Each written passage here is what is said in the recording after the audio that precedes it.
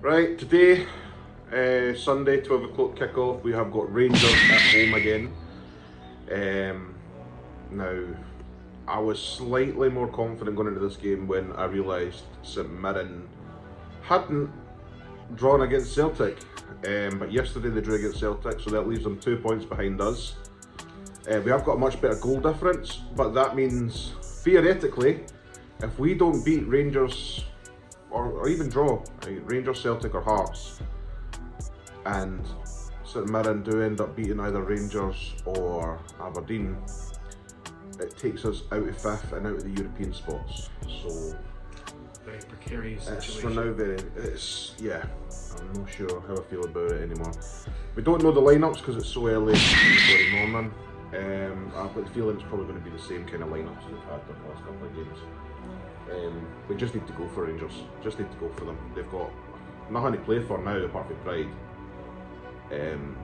So I'm hoping we can pull out a result and then almost guarantee that that 5th place, so we can get some European football next year. Yeah.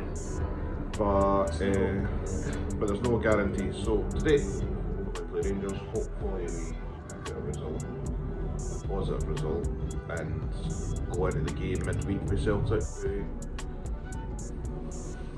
Almost 5th place guaranteed.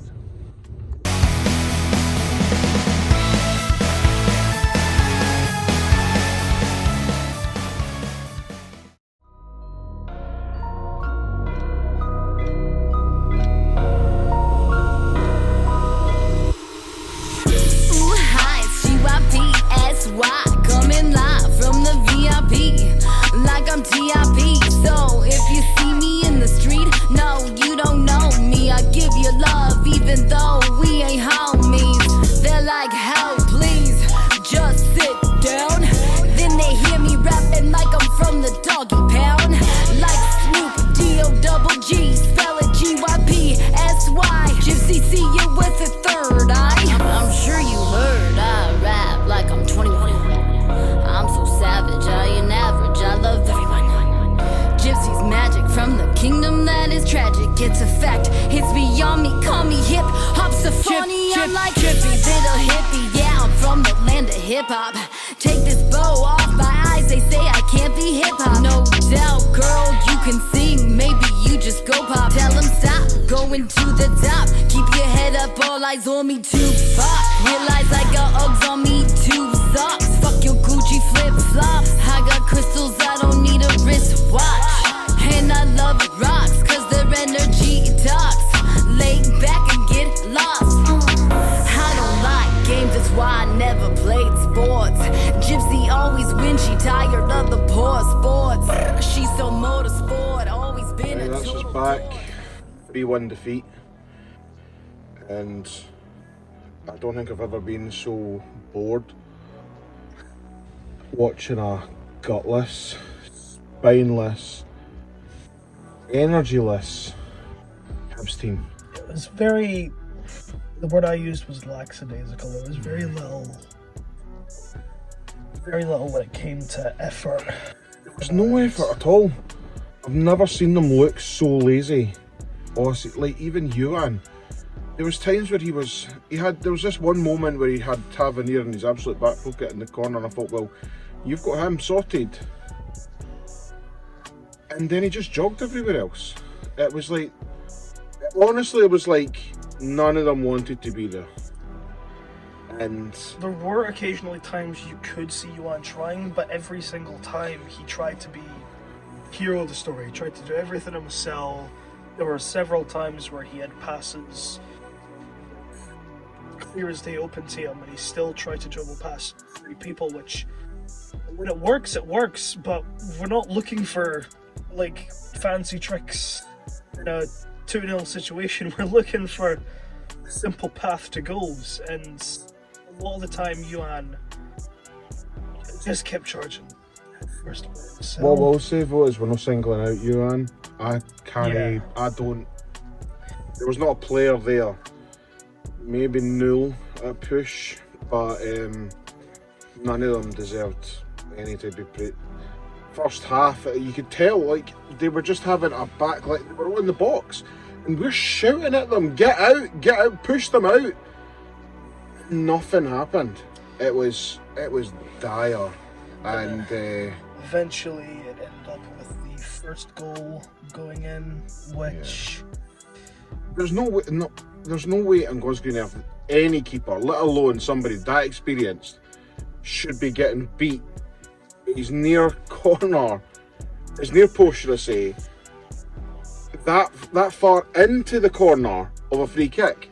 It shouldn't happen. And don't get me wrong, James Tavernier is one of the best, if not the best, set piece takers in Scotland. Right? There's no denying that he is. But there's no way Marshall should get beaten by there. But it's just one of those. After that, it was sort of just. After that, it felt like it was getting worse and worse. Don't get me wrong, Rangers never got out of first gear. But there was times where they were going forward, and I'm like, this could just end up in the wrong way. Like, there was kind of like when they went through for the second goal, it was ricocheting off everybody, and then Hadji just put it right in the corner. It was a good finish, but it was preventable. And that's when I knew it was like, that's it. I kind of already knew after the first half display. I thought, I can't see us getting back in. Unless we score the next goal, I can't see us getting much out of this. And when Hadji scored, I thought, that's it, it's done.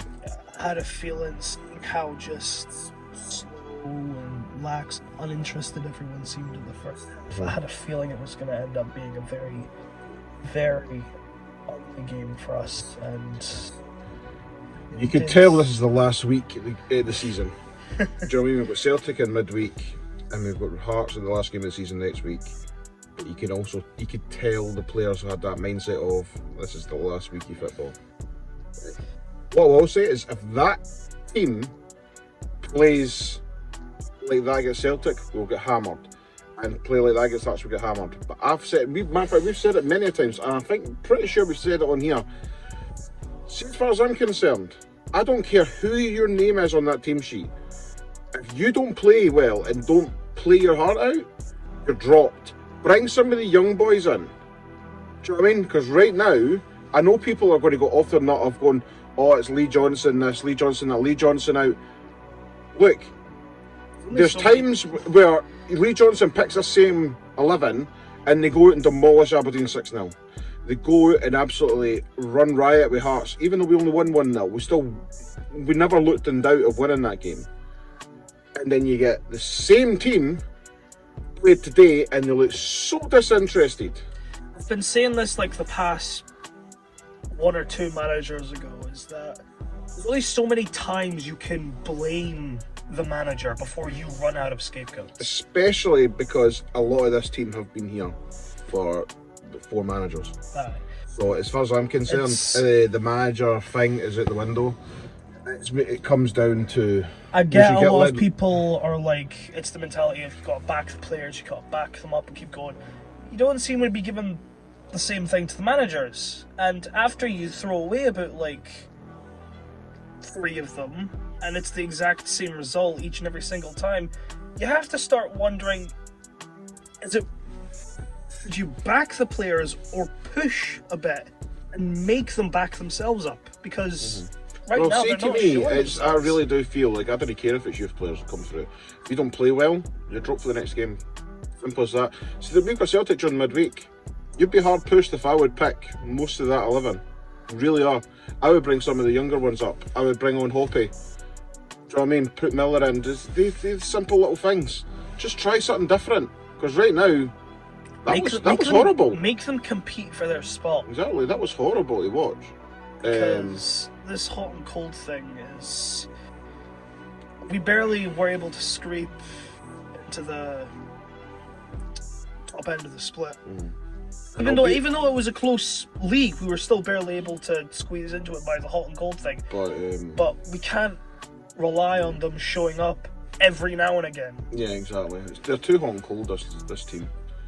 And then they go on. The game was already won at 2-0, but Cantwell went up and got themselves another goal. It kind of deflected, and don't know how Marshall and I think it was Fish couldn't clear it. I don't know. It kind of just went all arse for Elby. Cantwell scored. Kind of sealed it completely. It was already done by then, but he completely sealed it. To me, like, we've got Murray Johnson signed a new contract, right, and he's going out on loan next year.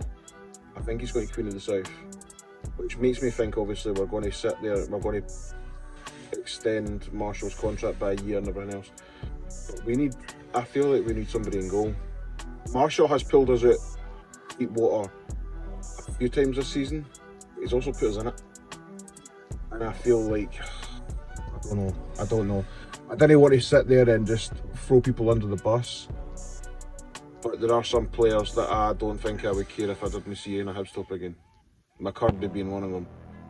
Do you know what I mean? There was so much hype bringing with him. And the only thing I've seen him bring to a Hibs shirt is different hairstyles. I've not seen anything on the pitch that makes me think this is a guy that'll come good, and I feel like we might be as well as just cutting our losses when we can. Yeah, because I completely forgot he was even. He came on the 60th minute, and that was it. I most of the time forget he's even on there. Like, this doesn't really. Well, should we talk about the only highlight with the Hibs goal? Hanlon. You had a better view of it than I did, so why don't you go ahead with the description? The cross came in, and it was a scuffed header. I don't know if it came off his head then a shoulder, or if it hit his head and then like ricocheted off of somebody else. It was a good header, but I've got to be honest, it made me. I was empty at that point, so there wasn't even a cheer. There was nothing that came. I was done by that point. Don't get me wrong. I will be there for the first whistle to the last whistle. I don't leave early. I'm not one of those people. But you've got to give us something to cheer about. You know what I mean? And you gave us nothing to cheer about in that game. And unfortunately, that has happened too much this season. And to say that and still being fifth at this point shows us third place was there for the taking this year. Yeah. And realistically, if you even go down all the way till 8th place, any one of them could have got third this year, because we sat there, like Aberdeen, Hearts, Hibs, St Johnstone, St Mirren, Livingston and Motherwell all could have done that. And Motherwell came out of nowhere, actually, because I thought they were going to get relegated at one point. But anyway, that is it. So I can muster talking about Hibs today. There's not really much to say, even in it. Like, we could go the occasional, like, strange referee calls, like the time. We said it at the time. The referee is going to give us nothing today. Do you know what I mean? We could tell by the refereeing decisions. The referee was giving us nothing, but the referee did not cause us that game. Yeah. Our attitude caused us that game.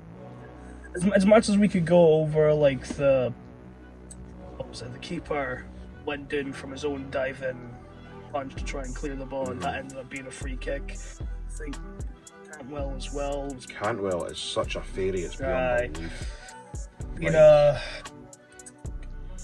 Being a nuisance, let's put it kindly, around the, I think, 70th minute. He's just a clown. But anyway, we deserve to get beat. There's no if buts and maybes. Yeah.